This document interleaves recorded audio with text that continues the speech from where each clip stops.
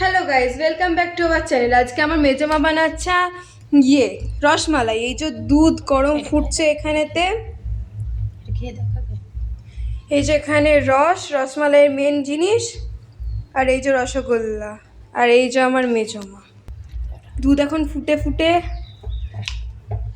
মরবে না। কপোয়া দুধ আছে?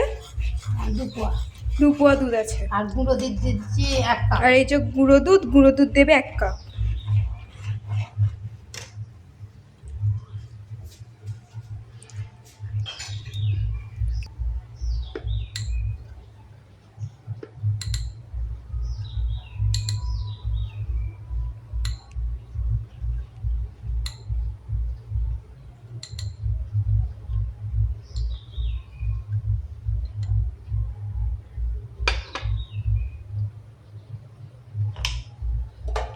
এই বাটিতে আমরা দুধ নিয়েছি ছোট চামচের 7 চামচ, মানে কাপ চা খাওয়ার কাপের 1 কাপ। এই যে এবার দুধটা দিয়ে এখানে এটাকে এবার গোলানো হবে। এই যে এবার এটাকে গোলানো চলছে।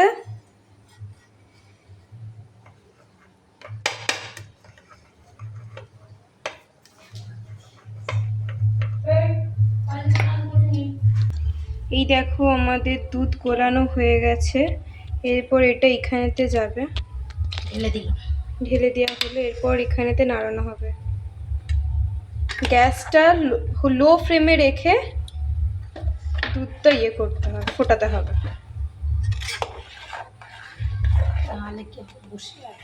না হলে বসে যাবে।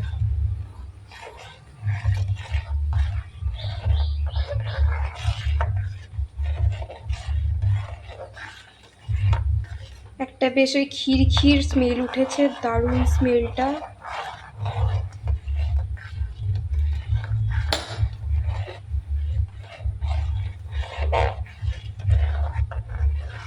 কতক্ষণ নাড়াতে হবে এটা? আধ ঘন্টা তো লাগবেই। আধ ঘন্টা নাড়াতে হবে দুধটা। ঠিক আছে, আমরা আধ ঘন্টা পর আসছি। এই যে গাইস, আমরা 5 মিনিট পর চলে এসেছি। এরপর এটাতে চিনি দেওয়া হবে। চিনি 1 কাপ। 1 কাপ চিনি। এরপর এটাকে নাড়া হবে।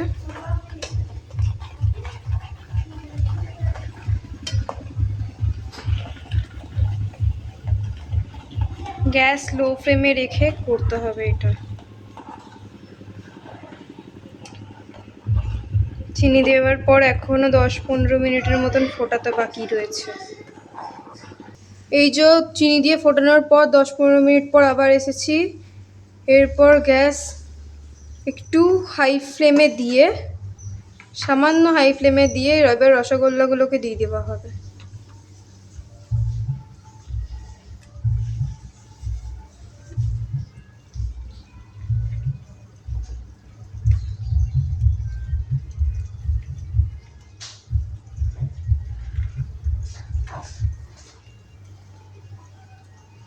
এরপর রসগোল্লাগুলোকে ভেজার জন্য আরও 5-10 মিনিট করতে হবে।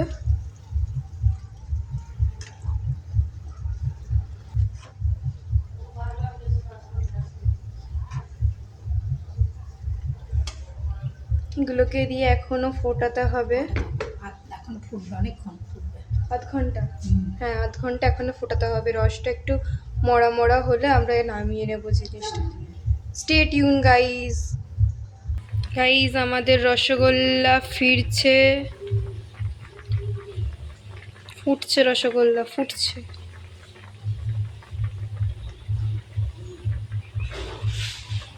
লোকের ভালো দেখলে যেমন লোকের ফোটে, সেরকমই ফুটছে রসগোল্লাগুলোরও।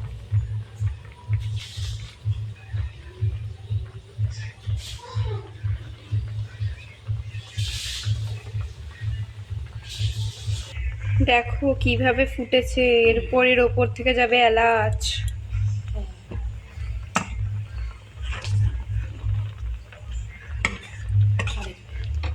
এরপর ওপর থেকে যাবে এলাচ।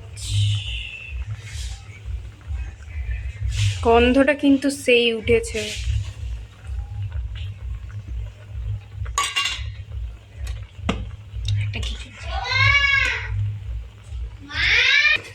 এই যে গাইজ হয়ে গেছে আমাদের রসমালাই। এরপর গ্যাস অফ করে দিতে হবে।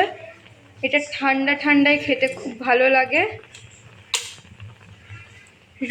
আপনি রুটি বা কেউ বাড়িতে আসলে পরোটা, লুচি এইসবের সাথে দিতে পারবেন, মানে সার্ভ করতে পারবেন, সেই লাগে খেতে। আমরা লাস্ট রিভিউ দিচ্ছি, দাঁড়ান। চলো গাইজ আমরা একটু টেস্ট করে দেখছি।